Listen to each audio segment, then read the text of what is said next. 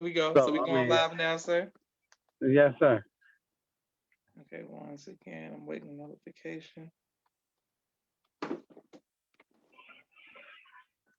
Okay, boom.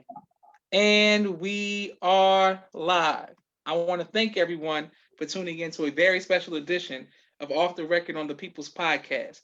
We have an incredible guest with us this evening, one who we are very humbled and honored to get some information from, as well as some inspiration from, and that is none other than Brother Jason Forex Rodriguez. First of all, assalamu alaikum, sir. Walaikum salam, sir. This means a lot to me that you would take time out of your busy schedule to come on the People's Podcast. Yes, sir. The first question we would like to know, sir, is first of all, both of my sisters say peace, family, and assalamu alaikum, alaikum salam, sisters Miriam. Oh, here we Walaikum go. salam. Yes, sir. Well, the first thing we want to know is, sir, when did you first hear the teachings of the Most Honorable Elijah Muhammad? Well, the first time I heard the teachings of the Most Honorable Elijah Muhammad, I was incarcerated. I was 19 years old in 1991 in Kentucky Correctional Facility in New York State. Mm, yes, sir. And when you heard them, how did you hear it in prison? Well, first of all, brother, he used to always approach me and say, I have a Taino too, meaning that he had a so-called Latino sister. So that's how we bonded. And then he started giving me literature, and then we started hearing and were able to receive tapes and watch videotapes by the Honorable Minister Louis Farrakhan while incarcerated. Yes, sir. Okay, incredible. And what was it about you being in that in the system that made you accept it under those circumstances? Well, I really can't say. I look at it now that Allah chose me instead of me choosing the nation. Mm, mm, mm. That's how I look at it, that Allah chose me. So by, listening to the teaching and accepting the teachers, that's what helped me survive the extensive incarceration that I went through and representing the teachers while incarcerated and a system that didn't want us in there, period. But we won a lawsuit, and that's how we were able to establish the teaching. Okay, great. Yes, sir. Now, when you're in there as a young man, is it were you ever afraid for your life? Did you have to fight, or was it okay because you accepted the teachers? Like, what's it like in New York? That's a good question, brother. Because when I came into the system, and first of all, I was arrested, charged, and sentenced as an adult. I had just turned 16 years old, so I was sent straight to prison. No, Mm, no juvenile detentions, anything. So I went to Rikers Island, and in there at the time, brothers, basically it wasn't anything about Islam, the teachings, anything. You just really had to hold your own. So I happen to know a lot of brothers that were incarcerated prior to me getting arrested, and that helped a lot in grade two. But back then you still had to put in what they say now. You had to put in pain. mm, mm. Praise be to Allah. Yes, sir. And what advice would you give to young men and women about not going into the system? Like, what advice would you give them to avoid going, like, being arrested if that's possible? Well, the word patience. See, Allah created us with everything except patience. So when you look at the word patience, the first four letters in patience is patai, which is the root word in Latin, which means struggle. And that's why in the Holy Quran it says struggle is ordained. So patience is a struggle. That's why it's so hard. See, in this time and this day and age with all this technology, people think that everything's going to happen instantly, and it's not. In order for anything to happen, you have to put in work. So everybody's like, oh, how can you put me on? You got to put in the work in order to get yourself on. Excellent, excellent. Yes, sir. Beautiful. Um, Now we spoke earlier, and you were telling me about your documentary. How can we get it, and how can we support it? Oh, well, praise be to Allah. You can just go on YouTube and put in From Prison to Hollywood Soul Survivor. And it's basically just a documentary showing how I came out of prison and was casted for a role in a motion picture, not knowing and naive to everything. Like I didn't know it was gonna happen. I had no intentions of this happening. I came home. I was casted for a role through an organization who happened to help ex felons upon their release and re-entering into society. they actually helped. They actually are the ones who pushed me to go to the audition. And Mm, when I auditioned, the law just blessed me that it just happened, to give you the remix. They casted me for the role, and that's how I did my first motion picture, which was Pride and Glory. So basically, that opened up a door to something that I didn't know because I didn't basically really know. I had a plan of what I had intention to do upon my release, but things don't work according to those plans. So man plans and Allah plans. Allah is the best of planners, and that's how this goes. praise be to Allah. I didn't know you were an actor, sir. Yes, sir. I'm an actor as well. From the theater. I haven't gone to Brother, movie. I didn't know I was an actor. Sir? Brother, I didn't know I was an actor. Yes, sir. My sister Naima wants to know, what advice would you give young people behind bars who are serving a long sentence? First of all, they have what I would say is you have to use prison as a gestation. There's a saying in there, don't let the time serve you, but you serve the time. But listening to the Honorable Minister Louis Farrakhan, I learned that I let the time serve me. I didn't serve the time. So you have to first submit. So by me submitting, I was like, I'm gonna allow the time to serve me. So everything that came my way during incarceration was a benefit for me because the minister, what I had got from the minister was to use prison as a gestation. That meaning at a certain time, they're going to have to let you out. So what I'm saying is that the people, they got to find their purpose. You're going to end up finding yourself in there, whether you like it or not, because you have a lot of time by yourself. Beautiful. Yes, sir. And are you still connected with any of the brothers that used to be in there? And did y'all come out and ever reconnect? It's funny that you asked that question because today I was thinking how I wouldn't realize that, you think that you would get arrested, go into prison, come home and just do average and certain and simple things. You know what I mean? And then to come home and be so connected and not realize how this would tie in that the Honorable Elijah Muhammad teaches us a good name is better than gold. Yes, sir. So from that name in prison and for standing and being firm and staying in my lane in there, it helped me to come out here that right now, brother, you're bumping into people that you wouldn't realize that are connected. Some are still in the street, some are not in the street, but they still are people. The minister teaches us we servants, so I serve the people. I'm not a boss. I don't boss up. I serve up. I serve the people as the people that hold us up. Praise be to Allah. Yes, sir. The thing I would like to answer to that is that in this business, we're not going to get rich. Allah is going to just have us comfortable. Mm, mm, mm. Beautiful. I'm trying to get comfortable, sir, for sure. My sister Naima says, all praise to Allah. My cousin Elias says, all praise to Allah. Yes, sir. Excellent. My next question is, earlier we spoke about how you found out about my father, but from behind bars. How did that work? How did that happen? Brother, I know your father when his name was before he was Abdul Sharif.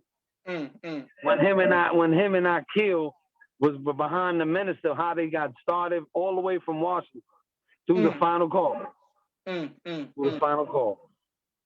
That's how I read most of the stories, and a lot of the believers that I had contacted through the final call wrote me throughout my incarceration, and one of them brothers is Jabril Muhammad. So he wrote me throughout the whole incarceration. Farrakhan the Traveler. He was writing you while you were in prison. Yes, sir. Writing me, sending me books. That when I came home and he seen me, he was just happy. Praise be to Allah. I seen him on stage at Savior's Day, I think 16. Praise be to Allah. Okay. Now, what was that like to have contact with somebody who was very, deep? Well, brother, let me tell you, I was incarcerated with Eastern Regional Capt Majid Muhammad. He's the one who, when he went and did that time, that 1 to 3, he did the whole year with us, and he processed about maybe 7 of us while we were incarcerated. So we knew national search procedure and everything before we were even out, at least that group. So that was the impact too in the nation. We did the whole time with Captain Majid. Praise be to Allah. That's powerful. Yes, sir. And what was that like? What was that like being around him? Because he's serious out here. He's serious. So I can only imagine what he was like. You know what I'm saying? There. Brother, let me tell you, he was serious in there too. But brothers knew why he was incarcerated for a purpose. So he didn't even have to worry about if anybody was going to do anything to him because before he got to the prison, we knew he was going to get there through the pipeline. It's just how prison works. Oh, he's coming to this prison, and he came with us, brother, and for a year, he was with us, and then from there, all the brothers that were coming in from the prison, from the mosques in the city, Mosque 7, Mosque 23 in Buffalo, brothers from Rochester, Utica, New York. I have to give a shout out to all the brothers throughout the New York State. Most of them brothers were coming in. Beautiful. Praise be to Allah. Excellent. So that's very interesting, brother. Very interesting and very powerful as well.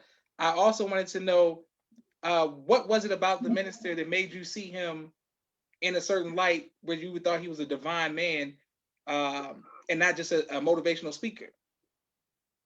Brother, I'm gonna keep it a buck with you because I was saying this man is teaching me who I am and what I'm supposed to be instead of practicing what I thought was right at that time. Of course, I would have expressed it different earlier. In my younger years, but you have to evolve. Blessed is he or she who has found their purpose in life. Yes, sir. So we have to walk in the fire because fire purifies. Beautiful. Praise be to Allah. Excellent. And so many people are giving me you comments. Please like, share, and subscribe. And thank you for your comments. And thank you everybody who watches this on YouTube. Has there ever been a time behind bars or since after, now that you're a free man, that you face fear? And if so, how have you overcome that fear? That's a good question because I used to tell this brother one time in prison, you have to fight your fear with faith and seal it with the truth because I had also learned that from the minister. So one time we were at a Black History event. I had just got hit at my first parole board. My mother had just passed away 4 months prior to my first parole board. And the brother had said he wanted to hear from me. And that was the time when Capt Majid was incarcerated with us. And the brother had told the MC he wanted to hear from me. And at that point, I said I had to fight my fear with faith and seal it with the truth. When I realized I had to just refocus that energy I had. Because, when we went in there, we were savage. What is the savage? One who has lost the knowledge of themselves and living a beast way of life. So I already had that mentality where I ain't scared of nothing. Yes, sir. And that's not, not to be bold, but that's how sick we can be. You know what I'm saying? Yes, so, and that's what I'm working with now, dealing with young brothers now that's in that same mindset right now. And even worse, because now they're using pills. Okay, speaking of the pills, how do you try to help heal our people from that condition? Because addiction is a big thing. Well, when I come to the people, I come to the people as the people. And I come to the people where they at. So I never point the finger. Because when you point the finger, Prophet Muhammad, peace be upon him, said 3 are pointed back at you. So when I come to people, I just tell them that if you realize those drugs were made for people that were once or are addicted to heroin. So when you take Xanax, you pop them, Xannies, Oxys, and those are opioids. And Percocets, those were drugs that were given to brothers or people when I was growing up to try to wean them off from heroin, methadone. But now they're getting our children, they don't even remember what they did the night before. Yes, and sir. that's out there. That's why they say they tweaking. Yes, sir. When they pop a perk, they tweaking. Facts. So we have to deal with the time, brother. Yes, sir. Quick thinking, fast moving, all the way down to modern day time. Absolutely. How did the Million Man March impact you if you were locked up? Were you still impacted by the Million Man March? Brother, there was brothers where I used to always teach about the Honorable Minister Louis Farrakhan that seen the minister for the first time while the Million Man March, viewing the Million Man March in the Dome when I was incarcerated. I remember the facility, Groveland Correctional Facility, 1995. The lawsuit for the Nation of Islam had came out that year, and we fasted the December fast for the first time in prison in New York State. During those times, that was very impactful, not only for me, for a bunch of brothers. Beautiful. Praise be to Allah. Excellent, sir. What has okay? I want to make sure I give a quick 60-second commercial break for my brother Jason Forex Rodriguez, to all of the sponsors of the People's Podcast this month. We have incredible sponsors, and this month I just got off the phone or got finished messaging 3 of the new sponsors that we have, and you'll be seeing them shortly.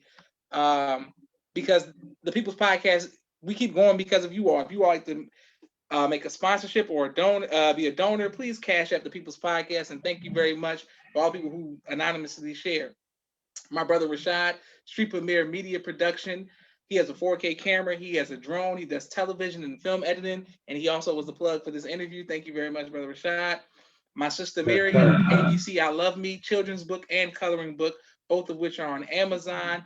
Make sure we go out and get those. My sister Naima, Stay On Point Dance Academy, LLC. She teaches ballet virtually to young girls all across the country. We love our tiny dancers.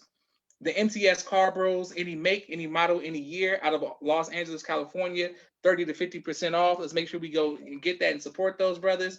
Brother Kenneth, bow tie maker extraordinaire. He'll ship bow ties to you all across the country. Also, Sister Latasha, Queen is I, Poetry and Apparel. Sister Latasha, Queen is I, Poetry and Apparel. She just sent me a new logo that's going to be coming out this week on our new sponsorships. Thank you very much, Sister Latasha.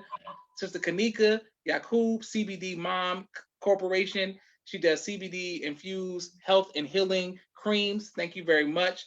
Sister Landra El Muhammad, My Letter A Book. Sister Landra El Muhammad, My Letter A Book. Thank you very much, Sister Landra.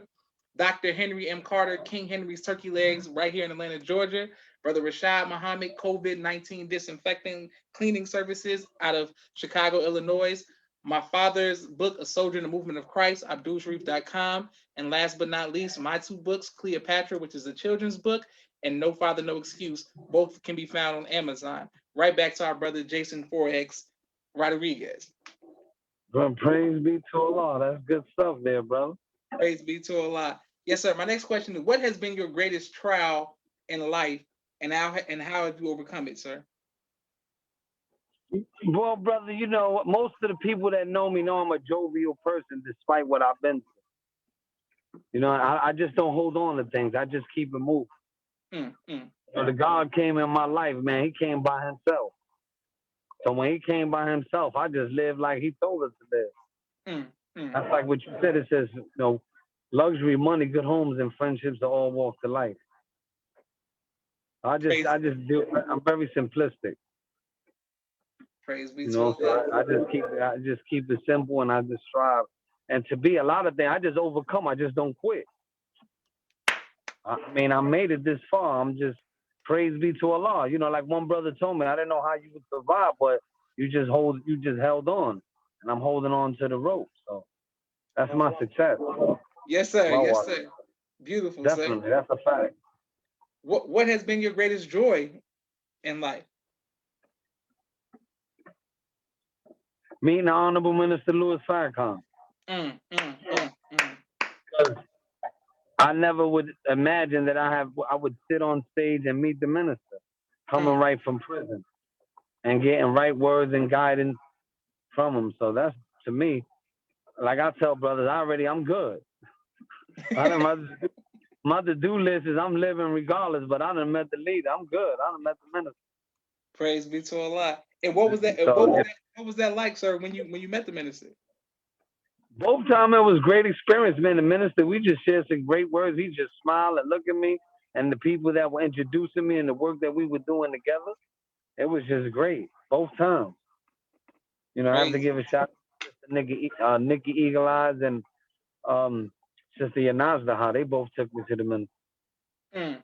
Okay, excellent. Yes, sir. I reached out to her, Sister Nikki. I'm working on getting her interview as well. But yes, sir. Thank you very much. Yeah. So, working with the indigenous brothers is just definitely a blessing and a work. Yes, sir. And speaking of that, how can we do a better job of uniting all of the original people, regardless of, you know, whether we call ourselves Black or Latino or Latinx or whatever the term is? But how can we do a better job of uniting? There is no job. Just continue to do the work. Because if you have a job, sometimes jobs have a season. The Holy Quran teaches that every nation has a term. You know, and if you look at the word Muslim, But that right there, brother, is the greatest title on the planet next to brother. Because in the Holy Quran it says, Milada abdikum Ibrahim huwa samakum muslimin. Follow the religion of your father Abraham, it is he who named you Muslim. And when you look at the word Muslim, mu in Arabic is one, and Slim derives from the root word salam. So it means one apiece. When you go deeper, deep into the etymology of words, I got that fundamental too. Praise be to Allah. Excellent. Yes, sir. What do you do for fun, sir? Live. Most of my things, I travel, as you can see, I travel and doing the work. And just being true to myself. And waking up every day is a joy, brother. Because some people say, oh, when you pass away, you're going to be gone forever. At least we don't speak as the righteous as if they're ever going to be gone.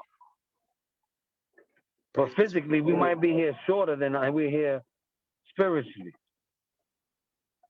Excellent outlook, sir. Where can people? I got that. Praise be to Allah.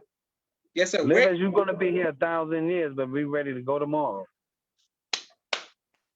Where can people find you on social media so that they can follow you? And do you mind if people, there might be some young brothers who need some mentorship, if they reach out to you, where can they do that?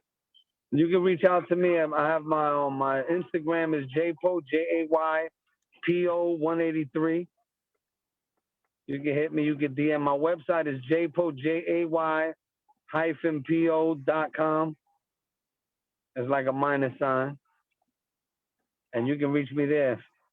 And my email is jason@jaypo, JAY, with the minus sign, PO.com. Wonderful, sir. And my next question for you is, I'm a big music fan. If you could choose one album to say is your favorite album of all time, what album would you say? Nas. Which one? Illmatic. Illmatic? Okay. Yes, sir. Illmatic. Yes, sir. Definitely. Okay, that was easy. Most people be like, I gotta think, but you went straight to Illmatic. Okay, yes, sir. All right. Will you ever write a book on your personal life? I'm working on one right now, actually. I'm going to publish my 5 parole hearings to let the people see how the parole commissioners ask you questions and sometimes will really deny you parole, because I was denied parole 5 times. I ended up serving 17 years. And then when I was released, I did 8 years on parole. So all my success and most of my progress happened to me while on parole. Altogether, I did 25 years. So everything that you see, I wrote a children's book, The Gift About Second Chances, Hancito's Whistle. I've been in 3 films now. I'm producing. Finished the documentary. Inshallah, I'm going to be in your city working on another documentary now. I'm doing behind the scenes production. And I'm finishing that book now, which is going to be a book of memoirs. So it's going to be Can You Hear Me? The story behind the 5 hearings that lasted 17 years. And it's going to be actual parole minutes. Praise be to Allah. Now, can I get the exclusive when you drop it? Can you come back to the People's Podcast so we can help hear about it, help promote it? Praise yes, be sir. Me and your brother, trust me, man. Me and your brother, we linked up. I know his story as well, man. And may Allah bless what happened with the atrocity you went through too as well. Yes, sir. Yes, sir. My condolences as well. I've been there, so I understand the pain. I lost both my parents while incarcerated. Actually, I lost 3 generations while incarcerated. I lost my grandparents, then I lost my parents, and then her siblings. So I lost both my mother and father as the only child too. So I got to give them the credit because they were strong. Praise be to Allah. Yes, sir. What advice would you give? I have 2 more questions for you, sir. Thank everybody for watching the People's Podcast. Yeah, please continue to like, share, subscribe. What advice would you give to the future generations as a way to keep 10 toes down with faith? Like how did you keep your faith? What advice would you give to the young generation with faith? The word, when you look in the Bible, it says faith is something hoped for, the evidence of things not seen. So you can't see faith unless you put it into practice. What I would tell them that they have to turn their hobbies into a business, or turn a hobby into a livelihood. Whatever they love to do for free is what they got to work and master and work on that craft, so they can turn something that they would do for fun into a livelihood that can feed them and doing something that they would enjoy to do every day. So we always quick to tell them and give them a direction, but they have to find their own direction. You understand? So you have Yes, to sir. find out what they love to do, and whatever they like to do, you have to nurture it. Wonderful. Yes, sir. And what would you like your legacy to be, Brother Jason? That people can 100 years from now they'll be able to read and say, if he can do it, I could do it too. Because when God created the universe, he destroyed the impossible. Yes, sir. And in the possible, it says, I'm possible. That's right. That's right. Yes, sir. Yes, sir. So, praise be to Allah. Praise be to Allah. Allah. Excellent. Well, I want to thank everybody for liking, subscribing, and sharing the People's Podcast. I want to thank you, Brother Jason, for being so transparent and inspirational. This is Joshua Leonard Muhammad signing off for the People's Podcast. Assalamu alaikum, sir. Walaikum salam, man. Allah continue to bless you and your family, brother. Yes, sir. Same to you, And sir. the belief. Yes, Ramadan sir. Kareem. Yes, sir. Absolutely. Ramadan.